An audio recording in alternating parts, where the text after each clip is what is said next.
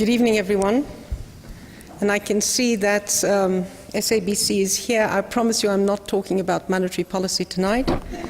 So if that's a disappointment, I'm sorry, but that's not the purpose of tonight. So ladies and gentlemen, friends, the future pupils at the school, learners at the school, it's a real honor and privilege for me to be asked to speak to you tonight.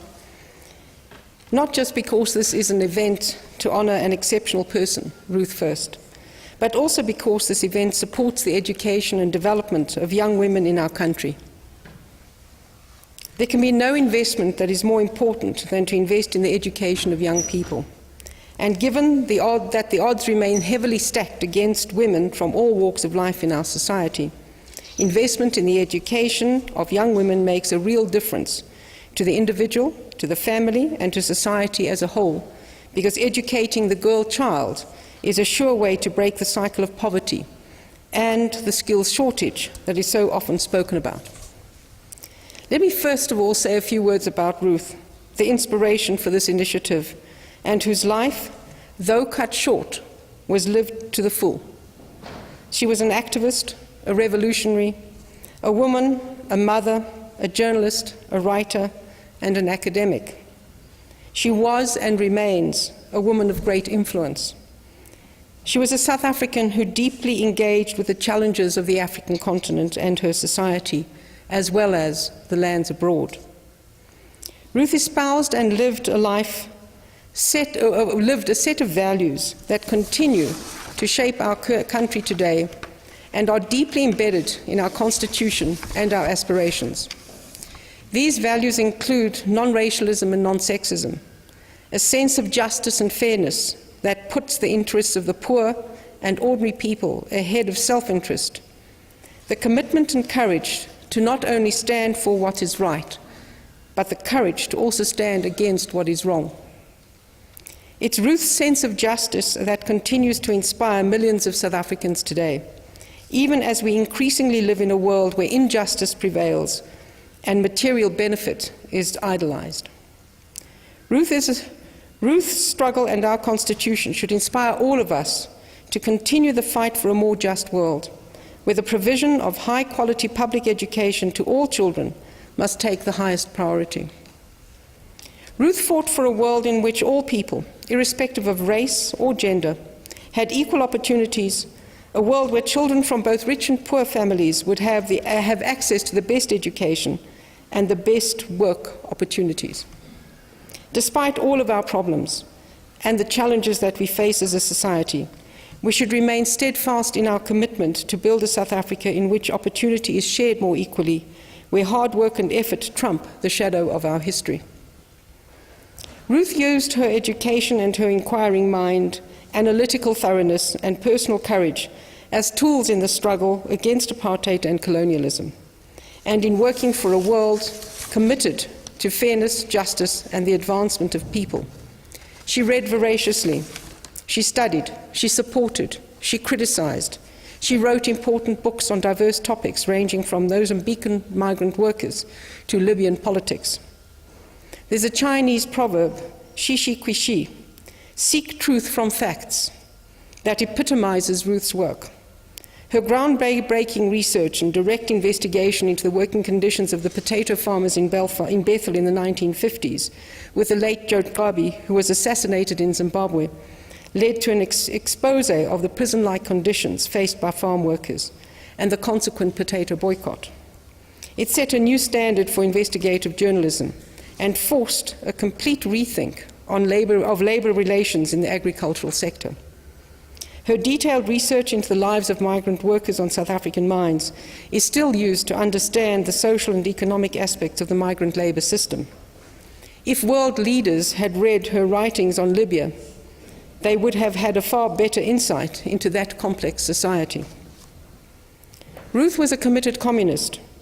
She was not a revolutionary who simply used ideology to win an argument. She sought out and considered the data. She analyzed the evidence and came to conclusions that could be defended by such data and analysis, even when such conclusions were uncomfortable for some, especially those in leadership positions or high office.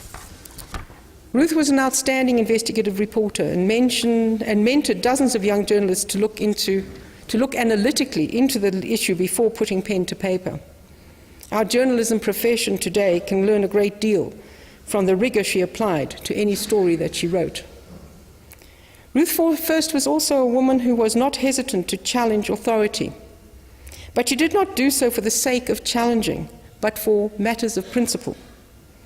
Not only did she dedicate her life to the struggle against apartheid, but even within the liberation movement, she spoke out when she saw abuse, policies and practices she felt were unjust and unjustifiable. Ruth spoke out against the invasion by the Soviet Union of Hungary and Czechoslovakia in 1956 and 1968, respectively, even though the South African Communist Party held a different position at the time. Ruth paid the ultimate sacrifice, not only for her beliefs, but because of her voice. She was killed by an apartheid government intent on keeping an immoral and unjust system of racial oppression in operation. But it was Ruth and the many millions of people who fought for justice and equality who have ultimately prevailed. Apartheid has been defeated, but the struggle for a just and equal South Africa and Africa in a more caring world needs to continue. Ruth leaves us with many lessons that are particularly pertinent for young women today. She became a respected leader in a male-dominated world. She used her knowledge, analytical rigor, voice, and education to fight for justice. She worked hard to uncover information, analyze data, and thereby defend her findings and arguments in a profession and world that was not entirely comfortable with such an approach. I've had the singular privilege of, to varying degrees, knowing Ruth, her mother and father, Tilly and Julius, her husband, Joe Slovo, and their daughters, Sean, Gillian, and Robin. I've also had the privilege of knowing and working with Albie Sachs, Paolo Jordan for many years, among others. Having been inspired by Ruth and many other leaders of the struggle for liberation and democracy, I hope that her life will inspire young women to continue to make our world a better place. There can be no more fitting way to honor Ruth and all she stood for and held dear than to ensure that young women be given the opportunity to receive the best quality education that there is to offer. And for that education, that search for knowledge, to be valued, to be used to make a difference in the world. It should not just be about the certificate, as important as that may be. To live such a life takes courage. And as we all assess the many and different challenges young people face now and in the years ahead, let us be inspired by what has been achieved and have the courage, determination, and tenacity to build a future and a people bound together by values that would make Ruth smile. Jeppe High School for Girls has a long and proud tradition of delivering education of the highest quality to girls in Johannesburg. The excellent track record of the school in maintaining a 100% matric pass rate for 20 years and ensuring that an incredibly high proportion of young women go on to university deserves praise and recognition. I wish to congratulate the school, the headmistress and teachers, as well as the school community for this outstanding achievement. Public education of the highest standard for all children is critical for democracy to flourish and was integral to the liberation struggle, as lack of education is the greatest exclusion there can be. Tonight I'd like to add my voice to those of many others in congratulating the young women who have won scholarships to study at this wonderful educational institution. Jeppe Girls High, through the Ruth First Jeppe Trust, has set an example of how communities can come together to provide education for all, not just the privileged few. We need many more of these initiatives so that the ugly shadow of our apartheid history is eliminated from the lives and opportunities of our children. I wish to thank the school and the trust for their sterling efforts to educate our youth. Congratulations to the recipients of the scholarships that are on offer today.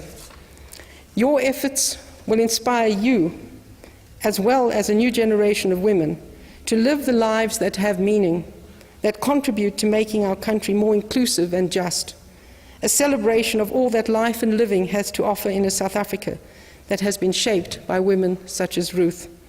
In her memory, I thank you all for inviting me to be here today and wish you all the very best as you enter the journey in this school and beyond. Thank you very much indeed.